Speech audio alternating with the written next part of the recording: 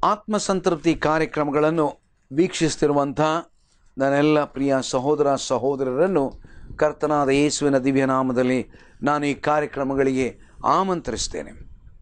ಈ ದಿವಸ ದೇವರು ತನ್ನ ವಾಕ್ಯದ ಮೂಲಕವಾಗಿ ನಮ್ಮ ಜೊತೆಯಲ್ಲಿ ಮಾತನಾಡುವಂತೆ ನಮ್ಮ ಹೃದಯಗಳನ್ನು ಆತನ ಕಡೆಗೆ ತಿರುಗಿಸಿ ಪ್ರಾರ್ಥಿಸೋಣ. ಪ್ರೀತುಲ ಸ್ವಾಮಿ, ನೀ ನಮಗೆ ಕೊಟ್ಟಿರುವಂಥ ನಿನ್ನ ಜೀವಳ ವಾಕ್ಯಕ್ಕಾಗಿ ಸ್ತೋತ್ರ. ನಿನ್ನ ವಾಕ್ಯದ ಸತ್ಯಗಳನ್ನು ಗ್ರಹಿಸಿಕೊಳ್ಳುವುದು ಮಾತ್ರವೇ ಅಲ್ಲ, ನಿನ್ನ ವಾಕ್ಯಕ್ಕೆ ಒಳಗಾಗಿ ಜೀವಿಸುವಂತೆ ಕೃಪೆ ಮಾಡು. ನಮ್ಮ ಜೀವನದಲ್ಲಿ ಒಂದು ವಿಶೇಷವಾದ ಪರಿವರ್ತನೆ ಉಂಟಾಗುವಂತೆ ನೀನು ಸಹಾಯ ಮಾಡು. ಯೇಸು ಕ್ರಿಸ್ತನ ದಿವ್ಯನಾಮದಲ್ಲಿ ನಮ್ಮ ಪ್ರಾರ್ಥನೆಯನ್ನು ಕೇಳಿದ್ದಕ್ಕಾಗಿ ನಿನಗೆ ಸ್ತೋತ್ರವಾಗಲಿ ಸ್ವಾಮಿ. ಆಮೇನ್. ದೇವರ ವಾಕ್ಯದ ಸತ್ಯಗಳನ್ನು ನಾವು ಕಲಿಯುತ್ತಿರುವಾಗ ಯಾವ ರೀತಿಯಲ್ಲಿ ಪರಲೋಕದ ತಂದೆಯಾದಂಥ ದೇವರು ಮನುಷ್ಯನ ರಕ್ಷಣೆಯ ಕುರಿತಾಗಿ ಆತನು ಮುಂದಾಗಿ ಆಲೋಚನೆ ಮಾಡಿದ, ಈ ಯುಗದ ಪ್ರಾರಂಭಕ್ಕಿಂತ ಮುಂಚಿತವಾಗಿ ಆತನು ಸಂಕಲ್ಪ ಮಾಡಿದ ಎಂಬಂಥ ಸತ್ಯಗಳನ್ನು ಆಲೋಚನೆ ಮಾಡುತ್ತಾ ಬಂದೆವು. How God the Father he foreknew about the salvation of different people. Number 2, how God the Father, he predestined of the salvation of different people. ಯಾವ ರೀತಿಯಲ್ಲಿ ಆತನು ತನ್ನ ಈ ಯುಗದ ಪ್ರಾರಂಭದಲ್ಲಿ ಅದರ ಮೊದಲೇ ಆತನು ಸಂಕಲ್ಪ ಮಾಡಿದನು ಎಂಬಂಥ ಸತ್ಯವನ್ನು ಆಲೋಚನೆ ಮಾಡಿದೆವು. ಮೂರನೇದಾದಂಥ ಇನ್ನೊಂದು ಸತ್ಯವನ್ನು ನಾವು ಆಲೋಚನೆ ಮಾಡೋಣ. ಮತ್ತಾಯನ ಸುವಾರ್ತೆ 20ನೇ ಅಧ್ಯಾಯ 16ನೇ ವಚನ. ಈ ಪ್ರಕಾರ ಕಡೆಯವರು ಮೊದಲಿನವರಾಗುವರು, ಮೊದಲಿನವರು ಕಡೆಯವರಾಗುವರು ಎಂಬುದಾಗಿ. ಮೊದಲಿನವರು ಕಡೆಯವರಾಗುವರು, ಕಡೆಯವರು ಮೊದಲಿನವರಾಗುವರು. ಏನಿದರದ ಅರ್ಥ ಏನು? ನಾವು ಇನ್ನೂ ಸ್ವಲ್ಪ ಮುಂದಕ್ಕೆ ನಾವು ಇನ್ನೊಂದು 2-3 ವಚನಗಳನ್ನು ಓದಿಕೊಳ್ಳೋಣ. 22ನೇ ಅಧ್ಯಾಯಕ್ಕೆ ಬನ್ನಿ. ಮತ್ತಾಯನ ಸುವಾರ್ತೆ 22ನೇ ಅಧ್ಯಾಯ 14ನೇ ವಚನ. ಹೀಗೆ ಕರೆಯಲ್ಪಟ್ಟವರು ಬಹುಜನ, ಆಯಲ್ಪಟ್ಟವರು ಸ್ವಲ್ಪ ಜನ. ಕರೆಯಲ್ಪಟ್ಟವರು ಬಹುಜನ, ಆಯಲ್ಪಟ್ಟವರು ಸ್ವಲ್ಪ ಜನ. ಏನಿದು ಅದರ ಅರ್ಥ?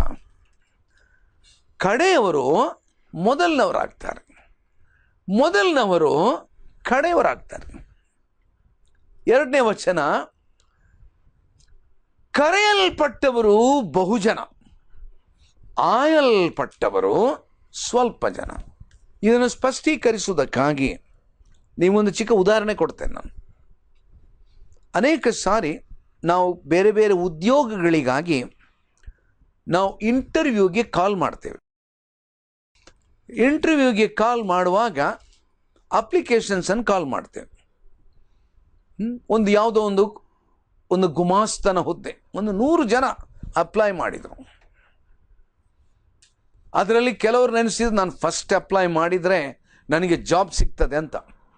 ಭಾಳ ಆಸಕ್ತಿಯಿಂದ ಫಸ್ಟ್ ಅಪ್ಲೈ ಮಾಡಿದರು, ಮೊದಲು ಅಪ್ಲೈ ಮಾಡಿದರು. ಆದರೆ ಕೆಲವರು ಕೊನೆಗಳಿಗೆ ಲಾಸ್ಟ್ ಡೇ, ಇನ್ನೇನು ನಾಳೆ ಕೊನೆಯ ದಿವಸ ಅಪ್ಲಿಕೇಶನ್ ಹಾಕಲಿಕ್ಕೆ, ನಾಳೆ ಕೊನೆಯ ದಿವಸ ಅಪ್ಲೈ ಮಾಡಿದರು. ಎಲ್ಲರ ಅಪ್ಲಿಕೇಶನ್ ಬಂತು. ಈಗ ಅಪ್ಲಿಕೇಶನ್ ಬಂದಾಗ ಏನಾಗ್ತದೆ, ಅಲ್ಲಿ ಅವರು ಹೇಗೆ ಸೆಲೆಕ್ಟ್ ಮಾಡ್ತಾರೆ? ಇವನು ಫಸ್ಟ್ ಅಪ್ಲೈ ಮಾಡಿದ್ದು, ಆದ್ದರಿಂದಾಗಿ ಇವನಿಗೆ ನಾವು ಎಂಪ್ಲಾಯ್ಮೆಂಟ್ ಕೊಟ್ಟು ಬಿಡೋಣ ಎಂಬುದಾಗಿ ಅವನಿಗೆ ಎಂಪ್ಲಾಯ್ಮೆಂಟ್ ಕೊಟ್ಟು ಬಿಡ್ತಾರಾ? ಅಲ್ಲ. ನಾವು ಎಷ್ಟೋ ಸಾರಿ ಲಾಸ್ಟ್ಗೆ ಬಂದವನು, ಅವನ ಕ್ವಾಲಿಫಿಕೇಶನ್, ಅವನಲ್ಲಿರುವಂಥ ಅರ್ಹತೆಗಳು, ಅವನಲ್ಲಿರತಕ್ಕಂಥ ಆ ವಿದ್ಯಾಭ್ಯಾಸ, ಅವನಲ್ಲಿರತಕ್ಕಂಥ ಆ ಎಕ್ಸ್ಪೀರಿಯನ್ಸು, ಇದನ್ನು ನೋಡುವಾಗ ಆ ಇಂಟರ್ವ್ಯೂವಿಂಗ್ ಅಥಾರಿಟಿ ಅವ್ರು ಏನು ಹೇಳ್ತಾರೆ, ಇದು ಯಾವಾಗ ಲಾಸ್ಟ್ ಡೇಟಿಗೆ ಬಂದ ಅಪ್ಲಿಕೇಶನ್ ಇದು, ಅವನನ್ನು ಇಂಟರ್ವ್ಯೂಗೆ ಕರೆಯುವ. ಈಗ ಎಲ್ಲರನ್ನು ಕರೆದ್ರು ಇಂಟರ್ವ್ಯೂಗೆ, ಎಲ್ಲರನ್ನು ಕರೆದಾಗ, ಎಲ್ಲ ಇಂಟರ್ವ್ಯೂ ಮಾಡಿದಾಗ ಏನಾಯಿತು? 100ರಲ್ಲಿ 100 ಜನರನ್ನು ಕರೆದ್ರು. ನಾವು 2ನೇ ವಚನದಲ್ಲಿ ಏನು ನೋಡಿದ್ದೆವು? ಕರೆಯಲ್ಪಟ್ಟವರು ಬಹುಜನ, ಆಯಲ್ಪಟ್ಟವರು ಸ್ವಲ್ಪ ಜನ. ಕಡೆಯವರು ಮೊದಲನವರಾದರು, ಮೊದಲನವರು ಕಡೆಯವರಾದರು. ನಾವು ಇದರಲ್ಲಿ ಏನು ನೋಡ್ತೇವೆ? ಏನು ಸತ್ಯ ನಾವು ನೋಡ್ತೇವೆ? What is the truth that emerges out of these 2 important 2 passages? 2 ಭಾಗಗಳಿಂದ ನಮ್ಮ ಗಮನಕ್ಕೆ ಏನು ಬರ್ತಾ ಉಂಟು? ಯಾವ ಸತ್ಯ ಅದು ನಮ್ಮ ಗಮನಕ್ಕೆ ಬರುವಂಥದ್ದಾಗಿದೆ? ಯಾವ ಸತ್ಯ ಅದು ನಮ್ಮ ತಿಳುವಳಿಕೆಗೆ ಬರುವಂಥದ್ದಾಗಿದೆ? ನನ್ನ ಪ್ರಿಯರೇ, ನಾವು ಈ 2 ವಿಚಾರಗಳನ್ನು ನಾವು ಗಮನಿಸುವಾಗ ನಮ್ಮ ಗಮನದಲ್ಲಿ ಬರತಕ್ಕಂಥ ಒಂದು ಸಂಗತಿ, ಇನ್ನೊಂದು ವಚನ ನಿಮಗೆ ತೋರಿಸ್ತೇನೆ. ಮತ್ತಾಯನ ಸುವಾರ್ತೆ 24ನೇ ಅಧ್ಯಾಯ 31ನೇ ವಚನ. ಆತನು ತುತ್ತೂರಿಯ ಮಹಾಶಬ್ದದಿಂದ ತನ್ನ ದೂತರನ್ನು ಕಳುಹಿಸುವನು, ಅವರು ಆತನು ಆದುಕೊಂಡವರನ್ನು ಆಕಾಶದ ಒಂದು ಕಡೆಯಿಂದ ಮತ್ತೊಂದು ಕಡೆಯವರೆಗೆ 4 ದಿಕ್ಕುಗಳಿಂದ ಒಟ್ಟುಗೂಡಿಸುವನು. ಯಾರಪ್ಪ? ಯಾರನ್ನು ಒಟ್ಟುಗೂಡಿಸ್ತಾನೆ? ಯಾರನ್ನು ಒಟ್ಟುಗೂಡಿಸ್ತಾನೆ? ಅವರು ಆತನು ಆದುಕೊಂಡವರನ್ನು.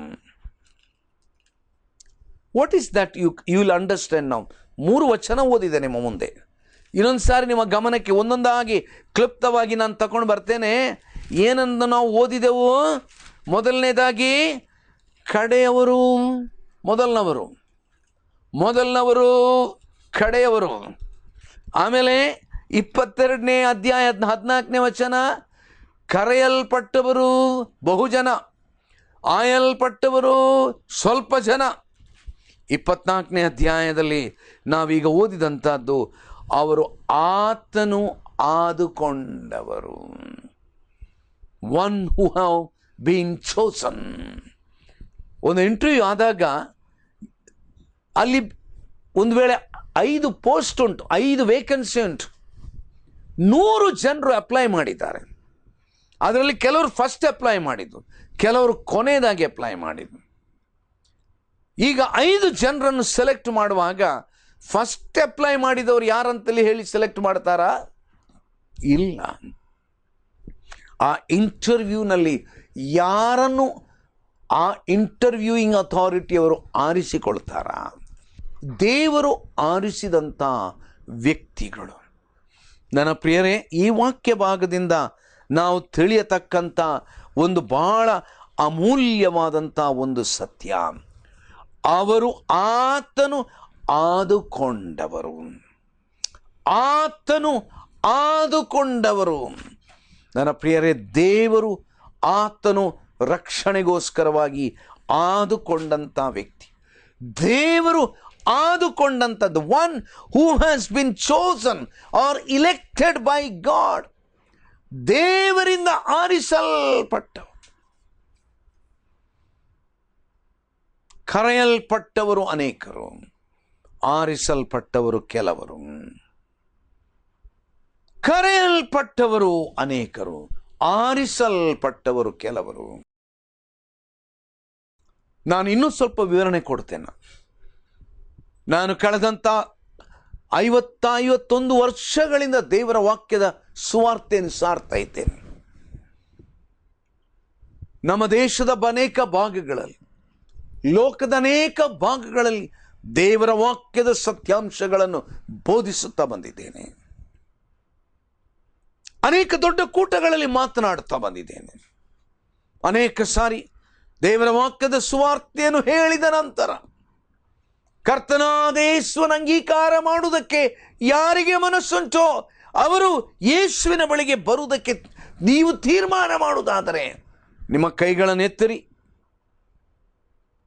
ಅಥವಾ ನಿಮ್ಮ ಇಂಗಿತವನ್ನು ನಮಗೆ ತೋರಿಸಿರಿ ಎಂಬುದಾಗಿ ಹೇಳಿ ಅವರಿಗೆ ಕರೆ ಕೊಟ್ಟಾಗ ನಮ್ಮ ಎದುರಿನಲ್ಲಿ ಒಂದು ವೇಳೆ 4-5 ಸಾವಿರ ಜನ ಆ ಕೂಟಗಳಲ್ಲಿ ಸೇರಿ ಬಂದಿರ್ಬೋದು. ಕೇವಲ ಒಂದು 40, 50, 100 ಜನ ಮುಂದೆ ಬರ್ತಾರೆ. ಆ ಬಂದಂಥ 100 ಜನರಲ್ಲಿ ಒಂದು 30 ಜನ ನಿಜವಾಗಿಯೂ ಮಾಪದ ಅರಿಕೆ ಮಾಡಿ ಮಾನಸಾಂತರ ಪಟ್ಟು ತಮ್ಮ ಪಾಪಗಳಿಗಾಗಿ ಕಣ್ಣೀರು ಸುರಿಸಿ ಯಥಾರ್ಥವಾಗಿ ಕರ್ತನಾದ ಯೇಸುವನ್ನು ಅಂಗೀಕಾರ ಮಾಡ್ತಾರೆ. ಕೂಟದಲ್ಲಿ ಬಂದವರು ಎಷ್ಟು ಜನ? 5,000 ಜನ. ಅದರಲ್ಲಿ ಕರೆದಾಗ ಮುಂದೆ ಬಂದವರು ಎಷ್ಟು ಜನ? 100 ಜನರು. ಆದರೆ ಯಥಾರ್ಥವಾಗಿ ಸ್ವೀಕರಿಸಲ್ಪಟ್ಟವರು ಎಷ್ಟು ಜನರು? ಕೇವಲ ಒಂದು 30-35 ಜನ. ಕರೆಯಲ್ಪಟ್ಟವರು ಅನೇಕರು, ಆರಿಸಲ್ಪಟ್ಟವರು ಸ್ವಲ್ಪ ಜನ. ಯೇಸು ಕ್ರಿಸ್ತನೊಂದು ಮಾತು ಹೇಳಿದ, ನಾಶನಕ್ಕೆ ಹೋಗುವಂತ ಬಾಗಿಲು ದಾರಿ ಅದು ಅಗಲ, ಅದಕ್ಕೆ ಹೋಗುವಂತ ಮಾರ್ಗ ಅದು ಬಹಳ ಇಕ್ಕಟ್ಟು, ಬಹಳ ಸುಲಭವಾದದ್ದು. ಬಹಳ ಜನರು ಅದರಲ್ಲಿ ಸೇರಿಕೊಳ್ತಾರೆ. ಆದರೆ ಸ್ವರ್ಗಲೋಕಕ್ಕೆ ಹೋಗುವಂತ ಆ ದಾರಿ ಅದು ಬಹಳ ಸಪುರವಾದದ್ದು, ಬಹಳ ಸಪುರ. ಬಹಳ ಸ್ವಲ್ಪ ಜನ ಅದರಲ್ಲಿ ಹೋಗ್ತಾರೆ. ಮತ್ತು ಆ ದಾರಿ ಇಕ್ಕಟ್ಟು, ಹೋಗುವಂತ ಆ ಮಾರ್ಗ ಅದು ಬಿಕ್ಕಟ್ಟು, ಸ್ವಲ್ಪ ಜನ ಹೋಗ್ತಾರೆ. ಕರೆಯಲ್ಪಟ್ಟವರು ಅನೇಕರು. ನನ್ನ ಪ್ರಿಯರೇ, ಒಂದು ಮಾತು ನಾನು ಹೇಳಿ, ಈ ದಿವಸಗಳಲ್ಲಿ ಈ ಟೆಲಿವಿಷನ್ ಸಂದೇಶ ಇದನ್ನು ಕೇಳಿಕೊಳ್ಳುವಂಥವರು ಸಾಧಾರಣ 20-30 ಲಕ್ಷ ಜನರು ಕೇಳಿಸಿಕೊಳ್ಳುತ್ತಾ ಇದ್ದಾರೆ. ಒಬ್ಬರಿಬ್ಬರಲ್ಲ, ಒಬ್ಬರಿಬ್ಬರು ಈ ಸಂದೇಶಗಳನ್ನು ಕೇಳುವುದಲ್ಲ. 20-30 ಲಕ್ಷ ನಮ್ಮ ದಕ್ಷಿಣ ಕನ್ನಡ ಜಿಲ್ಲೆಯ ಇಡೀ ನಮ್ಮ ಈ ಪ್ರಾಂತ್ಯದಲ್ಲಿ ಯಾರ್ಯಾರು ಟೆಲಿವಿಷನ್ಗಳನ್ನು ಆನ್ ಮಾಡಿ ಕೇಳ್ತಾ ಇದ್ದಾರೋ ಈ ಸಂದೇಶ ಕೇಳ್ತಾ ಇದ್ದಾರೆ. ಯೇಸುವಿನ ಸಂದೇಶದ ಆ ಒಂದು ಸತ್ಯ ಒಂದು ವೇಳೆ ಅವರಿಗೆ ಅರ್ಥ ಸಹ ಆಗ್ತಾ ಉಂಟು. But how many people will receive Jesus Christ? ಎಷ್ಟು ಜನರು ಯೇಸುವಿನ ಅಂಗೀಕಾರ ಮಾಡುವರು? ಕರೆಯಲ್ಪಟ್ಟವರು ಬಹಳ ಜನ.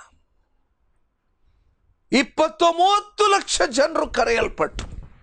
ಟಿವಿ ಆನ್ ಮಾಡಿದರು, ಸಂದೇಶಗಳನ್ನು ಕೇಳಿದರು, ಇಂಟರ್ವ್ಯೂ ಆಯಿತು. ಆದರೆ ಕರೆಯಲ್ಪಟ್ಟವರಲ್ಲಿ ಆರಿಸಲ್ಪಟ್ಟವರು ಸ್ವಲ್ಪ ಜನ. 20-30 ಲಕ್ಷ ಜನರು ಕೇಳಿದವರಲ್ಲಿ ಯೇಸುವನ್ನು ಸ್ವೀಕಾರ ಮಾಡಿದವರು ಅಲ್ಪ ಜನರು. ಯಾಕೆ? ಉಳಿದವರು ಯಾಕೆ ಬರಲಿಲ್ಲ? ಅವರಿಗೆ ಅರ್ಥ ಆಯಿತು. ಏನಂತ ಹೇಳಿದ್ರೆ, ಈ ಯೇಸುವನ್ನು ಹಿಂಬಾಲಿಸಿದರೆ ಈ ದಾರಿ ಬಹಳ ಇಕ್ಕಟ್ಟು, ಬಹಳ ಸಂಕಟ. ಈ ಯೇಸುವನ್ನು ಹಿಂಬಾಲಿಸಿದರೆ ನನಗೆ ತುಂಬ ತೊಂದರೆ, ಕಷ್ಟ, ಇಕ್ಕಟ್ಟೆಲ್ಲ ಉಂಟು. ಇದೆಲ್ಲ ಯಾಕೆ ಬೇಕಪ್ಪ? ಯಾಕೆ ಬೇಕು? I will choose the prosperous way, A convenient way, ಅನುಕೂಲ ದಾರಿ, ಅಗಲವಾದ ದಾರಿ, ಜನರು ಪುರಸ್ಕರಿಸುವಂತ ದಾರಿ, ಈ ಲೋಕದಲ್ಲಿ ನಾನು ಬಹಳ ಹೆಸರುವಾಸಿಯಾಗತಕ್ಕಂಥ ಒಂದು ದಾರಿ. ಯೇಸುವನ್ನು ಬಿಟ್ಟರೆ ಈ ಲೋಕದಲ್ಲಿ ನಾನು ಹೆಸರುವಾಸಿ ಆಗ್ತೇನೆ.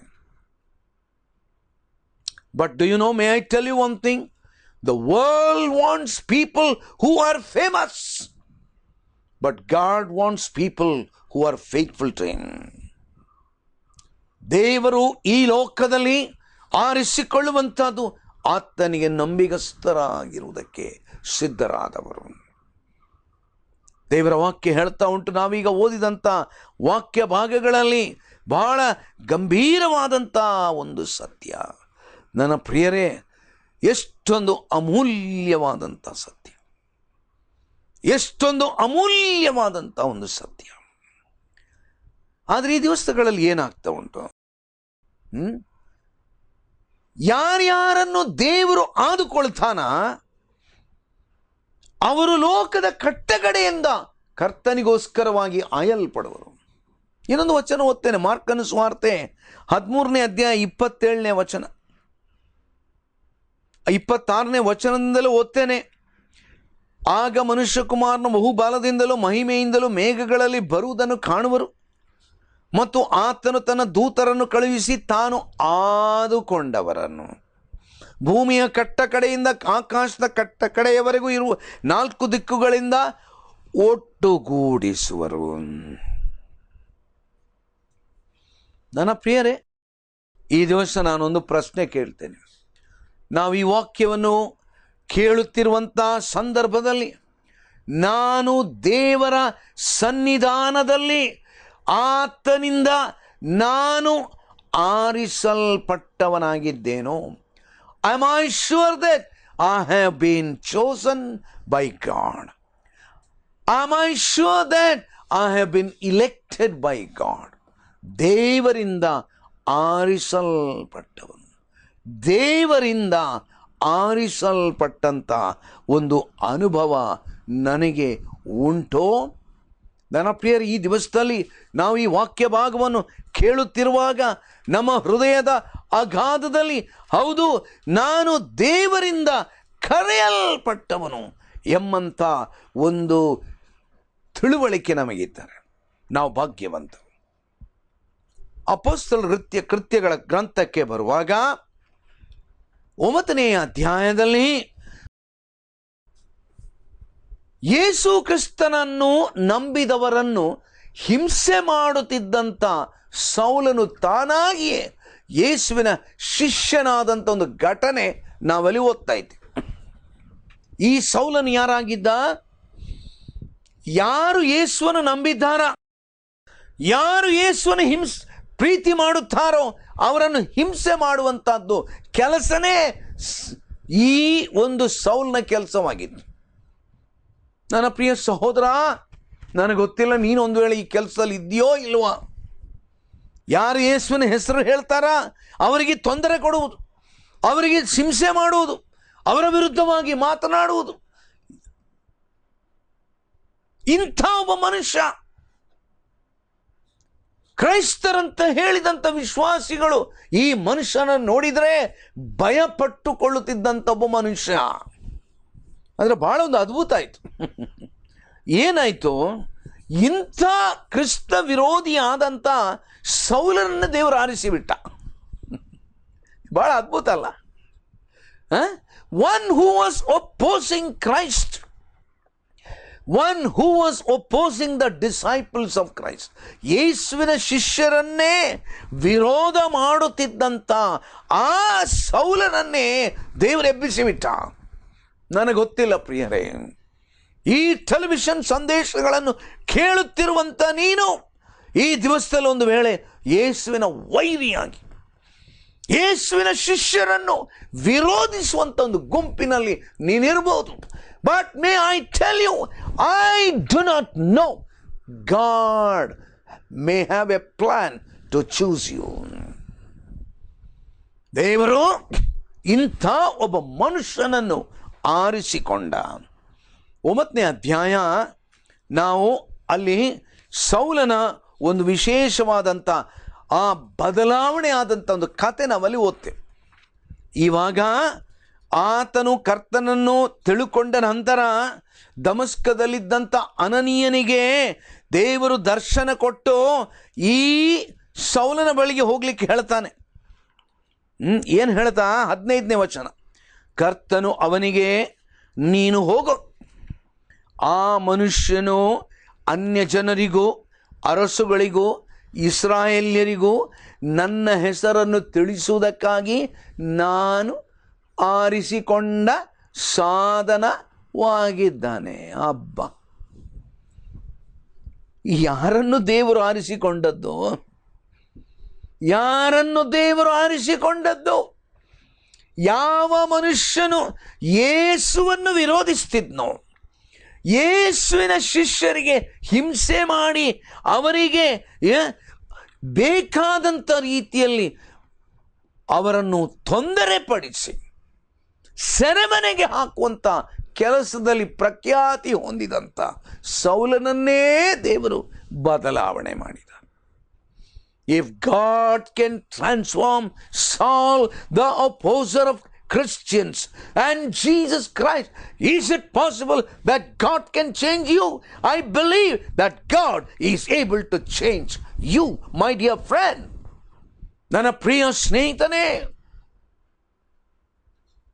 ಕ್ರೈಸ್ತ ವಿರೋಧಿಯಾದಂಥ ಸೌಲನನ್ನು ಬದಲಾವಣೆ ಮಾಡಿದಂಥ ದೇವರು ನಿನ್ನನ್ನು ಬದಲಾವಣೆ ಮಾಡಲಿಕ್ಕೆ ಶಕ್ತನಾಗಿದ್ದಾನೆ.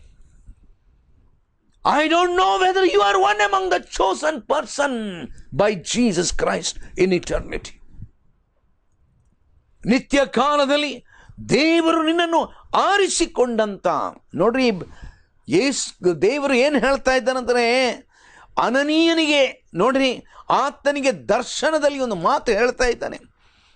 ಅನನೀಯನೇ, ನಿನಗೆ ಹೋಗ್ಬೇಕು, ನಿನಗ ಎಲ್ಲಿಗೆ ಹೋಗ್ಬೇಕು, ಎಲ್ಲಿಗೆ ಹೋಗ್ಬೇಕು ನೋಡು, ಆ ಮನುಷ್ಯನ ಹತ್ರ ಹೋಗ್ಬೇಕು. ಯಾವ ಮನುಷ್ಯ? ಸೌಲನು. ಸೌಲನು ಸ್ವಾಮಿ, ಅವನು ಕ್ರೈಸ್ತ ಸಭೆಯನ್ನು ಹಿಂಸೆ ಮಾಡುವ, ನಾನು ಹೋದ್ರೆ ಖಂಡಿತ ಕೊಂದೇ ಬಿಡ್ತಾನೆ. ನಾನು ಇಲ್ಲ ಇಲ್ಲ ಇಲ್ಲ ಇಲ್ಲ, ನೀನು ಹೋಗೀಗ, ನಾನು ಅವನನ್ನು ಆರಿಸಿಕೊಂಡಿದ್ದೇನೆ. I have chosen the enemy of the gospel of Jesus Christ. I have chosen him. Why I have chosen? I have a purpose. ನನಗೊಂದು ಉದ್ದೇಶ ಉಂಟು. ಈ ಮನುಷ್ಯನು ಅನ್ಯ ಜನರು ಅಂದರೆ ಯಾರು? ಯಹೂದ್ಯರಲ್ಲದವರು ಅನ್ಯ ಜನರು. ಯಾರ್ಯಾರು ಯಹೂದ್ಯರಲ್ಲವ ಅವರೆಲ್ಲರೂ ಅನ್ಯ ಜನರು. ಅನ್ಯ ಜನರಿಗೂ ಅರಸುಗಳಿಗೂ ಇಸ್ರಾಯೇಲ್ಯರಿಗೂ ನನ್ನ ಹೆಸರನ್ನು ತಿಳಿಸುವುದಕ್ಕಾಗಿ ನಾನು ಆರಿಸಿಕೊಂಡ ಸಾಧನ. He is an instrument that I have chosen. Praise the Lord. Is it possible? Is it possible? Can God choose an enemy of the gospel to be an instrument of the gospel? ದೇವರ ವಿರೋಧಿಯಾದಂಥ ಒಬ್ಬ ಮನುಷ್ಯನನ್ನು, ಯೇಸುವನ್ನು ವಿರೋಧಿ ಮಾಡುವಂಥ ಒಬ್ಬ ಮನುಷ್ಯನನ್ನು ದೇವರು ಆರಿಸಿಕೊಳ್ಳಿಕ್ಕೆ ಸಾಧ್ಯ ಉಂಟಾ? Yes, 1,000 times yes. I don't know, you may be one among them. The one who is listening to this television message, maybe God is calling you. ದೇವರು ನಿನ್ನನ್ನು ಕರೆಯುತ್ತಿದ್ದಾನೆ. ಮಗನೇ, ಮಗಳೇ, ನಾನು ನಿನ್ನನ್ನೊಂದು ಸಾಧನವನ್ನಾಗಿ ನಾನು ಆರಿಸಿಕೊಂಡಿದ್ದೇನೆ. ಮಗನೇ, ಮಗಳೇ, ನಿನ್ನ ಜೀವನವನ್ನು ನನಗೆ ಒಪ್ಪಿಸಿಕೊಡು. God has chosen an enemy of the gospel. ನನ್ನ ಪ್ರಿಯರು, ಎಂಥ ಒಂದು ಅಮೂಲ್ಯವಾದಂಥ ಒಂದು ಸತ್ಯ, ಎಂಥ ಗಂಭೀರವಾದಂಥ ಒಂದು ಸತ್ಯ. ದೇವರು ಆತನು ಆರಿಸಿಕೊಳ್ಳತಕ್ಕಂಥ ಒಬ್ಬ ದೇವರಾಗಿದ್ದಾನೆ. Our God is a God who chooses. ನನ್ನ ಪ್ರಿಯರೇ, ಒಂದು ಮಾತು ಕೊನೆಯದಾಗಿ 14ನೇ ವಚನ, 22ನೇ ಅಧ್ಯಾಯ, ಅಪೊಸ್ತಲ ಕೃತ್ಯ 22:14. ನೋಡ್ರಿ, ಇಲ್ಲಿ ಭಕ್ತನಾದಂಥ ಪೌಲನು ತನ್ನದೇ ಆದ ಒಂದು ಸಾಕ್ಷಿ ಕೊಡ್ತಾ ಇದ್ದಾನೆ. ಅನೇಕ ವಿಷಯ ಹೇಳಿದ. ಆ ಸಾಕ್ಷಿಯಲ್ಲಿ ಒಂದು ಮಾತು ಅವನು ಹೇಳ್ತಾನೆ. 14ನೇ ವಚನ, ಆಮೇಲೆ ಅವನು, ನಮ್ಮ ಪಿತೃಗಳ ದೇವರು ತನ್ನ ಚಿತ್ತವನ್ನು ನೀನು ತಿಳ್ಕೊಳ್ಳುವುದಕ್ಕೂ ಆ ನೀತಿವಂತನನ್ನು ನೋಡುವುದಕ್ಕೂ ಆತನ ಬಾಯಿಂದ ಒಂದು ಮಾತನ್ನು ಹೇಳುವುದಕ್ಕೋ ಕೇಳುವುದಕ್ಕೋ ನಿನ್ನನ್ನು ನೇಮಿಸಿದ್ದಾನೆ. God has appointed you. ನನ್ನ ಪ್ರಿಯರೇ, ಒಂದು ಮಾತು ನಾನು ಕೇಳಿ. ನನಗೆ ಗೊತ್ತಿಲ್ಲ, ಈ ಸಂದೇಶ ಕೇಳುತ್ತಿರುವವರಲ್ಲಿ ನಿಮ್ಮಲ್ಲಿ ಯಾರಾದರೂ, ಹೌದು, ದೇವರ ಪವಿತ್ರಾತ್ಮನು ನನ್ನ ಜೊತೆಯಲ್ಲಿ ಮಾತನಾಡುತ್ತಾ ಬಂದಿದ್ದಾನೆ. ನಾನು ಇಷ್ಟು ದಿವಸ ಯೇಸುವಿನ ಸೇವಕರನ್ನು, ಯೇಸುವಿನ ಹಿಂಬಾಲಕರನ್ನು ನಾನು ಹಿಂಸೆ ಮಾಡುವುದರಲ್ಲಿ ಅಗ್ರಗಣ್ಯನಾಗಿದ್ದೆ. ಆದರೆ ಈ ದಿವಸ, ಹೌದು, ಯೇಸು ನನ್ನ ರಕ್ಷಕನಾಗಿದ್ದಾನೆ ಎಂಬುದನ್ನು ನಾನು ತಿಳ್ಕೊಂಡಿದ್ದೇನೆ. ದೇವರು ನನ್ನ ಜೊತೆಯಲ್ಲಿ ಮಾತನಾಡಿದ್ದಾನೆ. ನಾನು ಯೇಸುವನ್ನು ನನ್ನ ರಕ್ಷಕನನ್ನಾಗಿ ಸ್ವೀಕರಿಸ್ತೇನೆ. ಧಾರ್ಮಿಕ ಬದಲಾವಣೆ ಅಲ್ಲ, not a religious conversion. This is not a call for a religious conversion. ನಿನ್ನ ಹೆಸರು ಬದಲಾವಣೆ ಮಾಡಲಿಕ್ಕಲ್ಲ, ಧರ್ಮ ಬದಲಾವಣೆ ಮಾಡಲಿಕ್ಕಲ್ಲ. It is a call of a transformation in your heart. ನಿನ್ನ ಹೃದಯದಲ್ಲಿ ಯೇಸು ಕ್ರಿಸ್ತನ ಮೂಲಕವಾಗಿ ಆಗತಕ್ಕಂಥ ಬದಲಾವಣೆ. ಮಾರ್ಪಾಟು ಕರ್ತನ ಬಳಿಗೆ ಬಂದಾಗ ನಿನ್ನ ಪಾಪಗಳನ್ನು ಆತನು ಕ್ಷಮಿಸುವನು, ಶುದ್ಧೀಕರಿಸುವನು. ಈ ಅನುಭವ ನಿನಗಾಗಬೇಕಾದರೆ ಈ ದಿವಸ ಸ್ವಾಮಿ ನಾನು ನಿನ್ನನ್ನು ಅಂಗೀಕರಿಸ್ತೇನೆ ಎಂಬುದಾಗಿ ಯಥಾರ್ಥವಾಗಿ ಆತನ ಮುಂದೆ ಹೇಳುವಿಯೋ? ಪ್ರಾರ್ಥನೆ ಮಾಡೋಣ. ಪ್ರೀತಿಯುಳ್ಳ ಸ್ವಾಮಿ, ನೀನು ನಮಗೆ ಕೊಟ್ಟಂಥ ನಿನ್ನ ವಾಕ್ಯಕ್ಕಾಗಿ ಸ್ತೋತ್ರ. ನಿನ್ನ ವಾಕ್ಯದ ಅಮೂಲ್ಯವಾದ ಸತ್ಯಗಳಿಗಾಗಿ ಸ್ತೋತ್ರ. ಕ್ರಿಸ್ತ ವಿರೋಧಿಯಾದಂಥ ಸೌಲನನ್ನು ಆರಿಸಿದಂಥ ದೇವರು ಈ ದಿವಸದಲ್ಲಿ ಯಾರನ್ನು ಕೂಡ ನಿನ್ನ ಸಂಕಲ್ಪದ ಮೇರೆಗೆ ಆರಿಸುವುದಕ್ಕೆ ಶಕ್ತನಾಗಿದ್ದಿ ಎಂಬುದನ್ನು ನಂಬಿದ್ದೇವೆ. ಈ ದಿವಸ ಸಂದೇಶವನ್ನು ಕೇಳಿದವರಲ್ಲಿ ಯಾರಾದರೂ ಯೇಸುವೇ ನಾನು ನಿನ್ನನ್ನು ಅಂಗೀಕರಿಸ್ತೇನೆ, ನಿನ್ನನ್ನು ನಾನು ಪ್ರೀತಿಸ್ತೇನೆ, ನನ್ನ ಹೃದಯದೊಳಗೆ ಬಾ ಎಂಬುದಾಗಿ ಯಾರಾದರೂ ಪ್ರಾರ್ಥಿಸುವುದಾಗಿದ್ದಲ್ಲಿ ದೇವರ ಅವರ ಪ್ರಾರ್ಥನೆಯನ್ನು ಕೇಳಿ ಅವರ ಜೀವನದಲ್ಲಿ ಒಂದು ಮಾರ್ಪಾಟವನ್ನು ಉಂಟು ಮಾಡು ಸ್ವಾಮಿ. ಯೇಸು ಕ್ರಿಸ್ತನ ದಿವ್ಯ ನಾಮದಲ್ಲಿ ನಮ್ಮ ಪ್ರಾರ್ಥನೆಯನ್ನು ಕೇಳಿದ್ದಕ್ಕಾಗಿ ನಿನಗೆ ಸ್ತೋತ್ರವಾಗಲಿ. ಆಮೇನ್.